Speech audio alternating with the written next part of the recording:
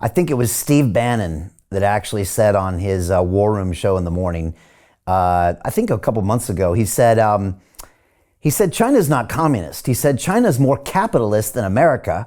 He said the only communists are the 1,000 thugs at the top that make all the decisions. Now, look, I'm not saying he's right on any of those terms that he said, but it was an interesting insight that in fact it is a country that is very good at receiving that feedback, and it isn't classical socialist or communist like we might have thought of regimes in the past in the West, but also there is that group at the top that's making some of those decisions. I'm kind of curious what you think about that. And also, I'm curious what it would be like if I was in China right now and what I would see as some of the country's problems. If you're in America right now, you might look around and say, okay, wow, all of these young people are going into debt with their education and they can't buy a house like they used to be able to, doctor, 30, 40 years ago. We've got a growing gap between the wealthy and the poor. And we've got, some other issues on the horizon like AI that make everybody nervous. I'm curious if you had to go to China and talk about the problems there, are they similar? Are they not? I'm hearing there is this kind of youth generation in China now that are feeling like they want to check out. I saw this whole kind of lying flat movement where it had these young people just maybe even opting out of the society and also facing some repercussions on the back. So I know that's quite a few questions, but I really want to get your thoughts. Okay, so let's separate these two issues. One is Steve Bannon's view on China, and the other is what is going on in the Chinese economy today. I disagree with Steve Bannon on many, many issues, and I disagree with him on this issue as well. Let's just be very specific in terms of his view that the policymakers in China act on kind of market-driven information.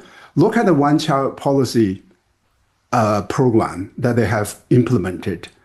At the beginning, you could argue that the one-child policy program was designed to moderate the population growth in a country that was struggling with agriculture, with the economy, with feeding its people. But over time, it became increasingly clear to everybody that the one-child policy was going to be extremely destructive of the economy and of the society, of the basic social contract, marriage and fertility. And also in a Confucian society, you need the younger generation to take care of the older generation. Yet the policy persisted way beyond the usefulness and the utility of the policy program to a devastating effect. Today, the Chinese birth rate is falling, somewhere something like the replacement rate ratio is 2, right? So you need 2 children to replace their parents. And China's ratio today is somewhere 1.2, 1.3, falling rapidly. And it is creating huge problems in terms of the economy and economic growth.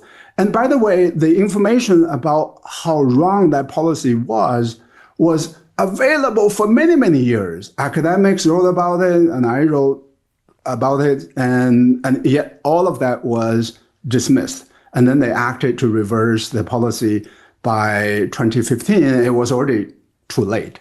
Peter Thiel took $500,000 and turned it into $1 billion using the exact same techniques we're using inside the investment club. He met a CEO, his name was Zuckerberg. He pitched him the deal and he said, okay, I'll give you $500,000. Mark went public and sold the shares to people like you. Well, what happened to Peter? Well, he exited and got a 2,300x return.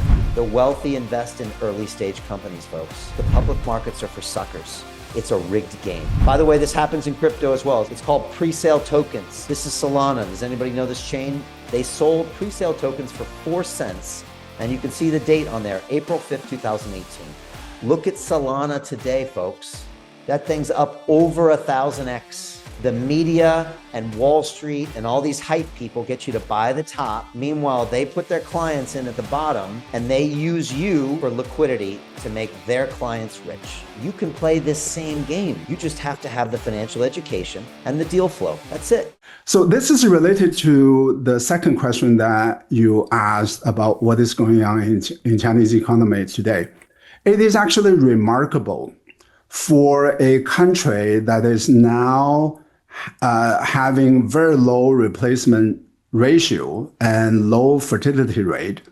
They are struggling to find job opportunities for the young people. And the visual indicator of that is that if you go to China today, you order a meal, often the meal is delivered to you. A lot of these delivery people, young people, went to fancy colleges, and then they graduate. They cannot find jobs in companies, in businesses, in technology, and then they have to settle for being delivery people. I mean, to me, this is a massive underutilization of the talents and the capabilities of the Chinese young people. And this is a signal, a symptom of the lying flat phenomenon that you described, because the economic prospects are not very bright. People are writing off work as a way to make continuous improvements. And for years and years, the Chinese economy experienced many strains and problems and issues. But for many, many years, the young people in China were optimistic. They believed in themselves. They believed in their ability to uplift themselves, to improve their livelihood by working hard, by studying hard. That began to change 3 years ago, 4 years ago, during the pandemic, and then after the pandemic. That pivot was extremely risky for the Chinese economy when so much of the society converted from optimism to pessimism.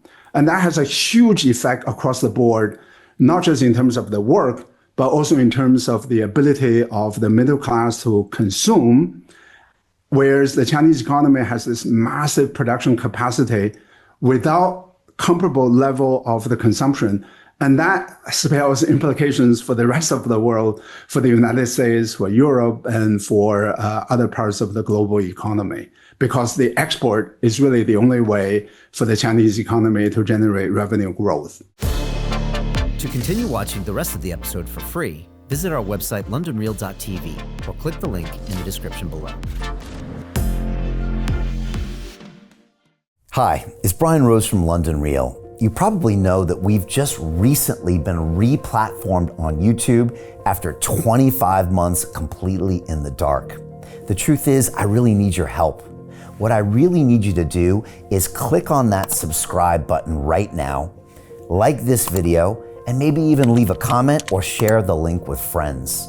We're really fighting against an algorithm that's tried to keep us quiet for so long. And the more subscribers we have, the more people watch our content, the better guests we can bring you, the better content, and we can continue transforming lives.